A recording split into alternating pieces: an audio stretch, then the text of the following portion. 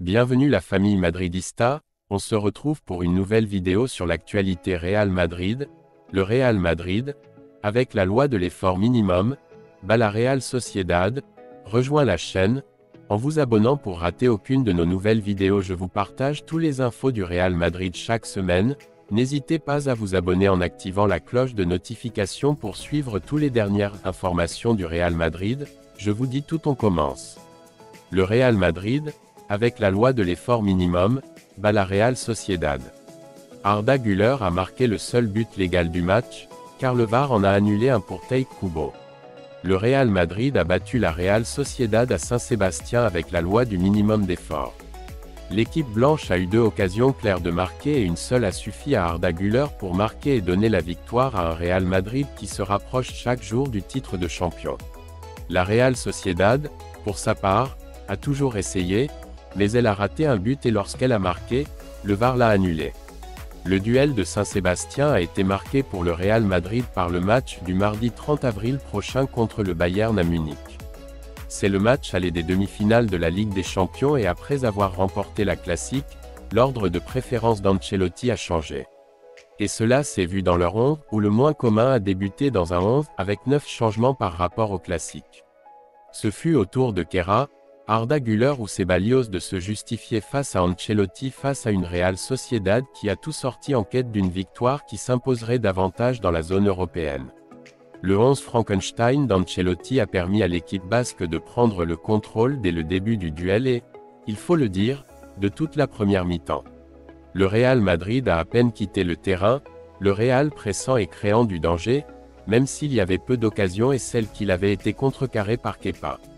Le Real Madrid n'était pas là, du moins semble-t-il, car la première fois qu'il l'a eu, il a marqué.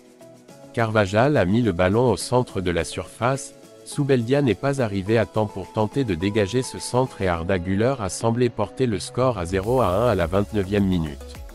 Les hommes d'Ancelotti, sans rien faire, étaient aux commandes du tableau d'affichage, mais la Real Sociedad ne s'est pas effondrée et a visé le match nul. Il y est parvenu à la 32e minute grâce à Kubo.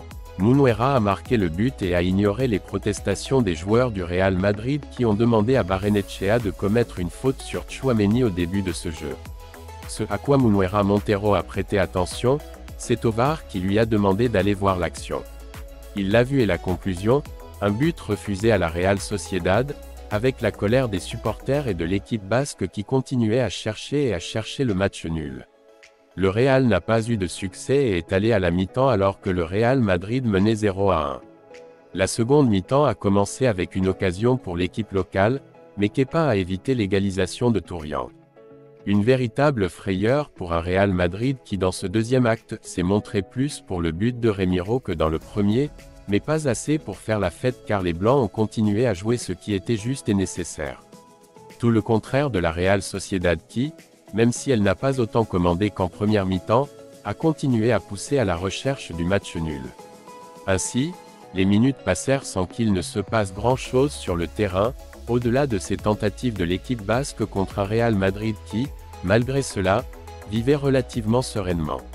Tous sauf Arda Güler, qui a été expulsé à plusieurs reprises pour un double carton jaune, mais Munuera Montero lui a pardonné. Ancelotti, voyant qu'il pouvait lui en rester un de moins, éloigna le Turc pour que Vinicius puisse entrer. Avec lui, Valverde est venu remplacer Ceballos, qui a réalisé un match très gris. Au Real, Imanol a rafraîchi l'équipe en faisant venir Zakarian, Haritz et Becker. Le Real Sociedad a continué à chercher l'égalisation et l'a obtenu, mais le but d'Oyarzabal a été refusé en raison d'un hors-jeu de l'attaquant basque. À Madrid, Ancelotti a décidé de faire venir Camavinga et Rudiger et de varier le schéma avec un 4-4-2 avec Nacho à l'arrière gauche et devant Vinicius et Joselu. Dans ce carrousel de changements, Imanol a eu plus de succès qu'Ancelotti parce que la Real Sociedad a poussé plus fort pour chercher le match nul, tandis que le Real Madrid a défendu de toutes ses forces le 0-1 qui lui donnait la victoire. Malgré l'insistance de la Real Sociedad, le tableau d'affichage n'a pas bougé plus loin et le Real Madrid a ajouté 3 points qui le rapprochent encore plus du titre de champion. Dans ce récit épique sur le terrain de football, nous assistons à une bataille où le Real Madrid, tel un maestro de l'effort minimal, triomphe avec une précision chirurgicale. Dans un ballet d'occasion et de controverse, l'équipe blanche s'est imposée grâce à la fulgurance d'Arda Güler, faisant face à une Real Sociedad déterminée mais repoussée par les limites du VAR. Ancelotti, tel un alchimiste, a orchestré un 11 Frankenstein, jonglant avec les forces et les faiblesses pour assurer la victoire.